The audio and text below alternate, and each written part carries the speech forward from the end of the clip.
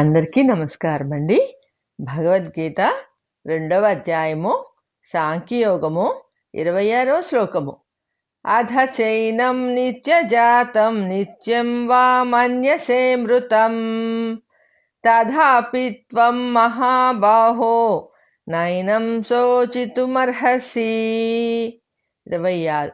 అథ చైనం నిత్యజాతం నిత్యం వా మన్యసే మృతం తథాపి త్వం మహాబాహో నైనం శోచితుమర్హసి.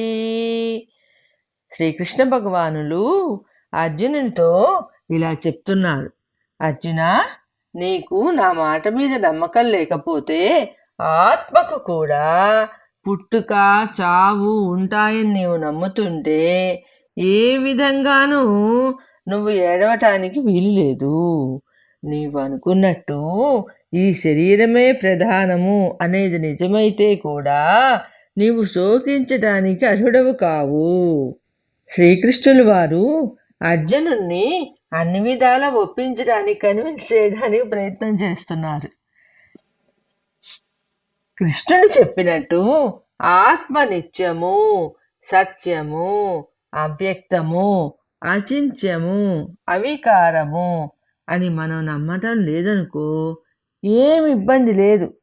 చాలామంది దేవుడు ఉన్నాడని నమ్మరు, ఇంకా వేదములని నమ్మరు. వేదాంతం అంతా చెత్త అనేవాళ్ళు కూడా ఉన్నారు. చార్వాకుడు అనే ఆయన ఒక మతాన్ని కనిపెట్టారు.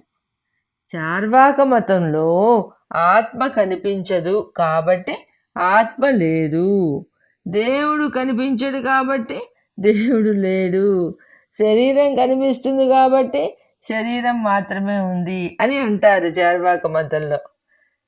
ఈ చార్వాకులు ఇలా చెప్తున్నారు కాబట్టి కృష్ణుడు అంటున్నారు, అర్జున, నువ్వు శరీరమే ఆత్మ అని అనుకున్నప్పటికీ ఆత్మ కూడా శరీరముతో పాటు పుడుతూ చస్తూ ఉంటుంది అని నీవు అనుకుంటే కూడా నీవు ఈ విధంగా శోకించడానికి అర్హుడవు కాదు.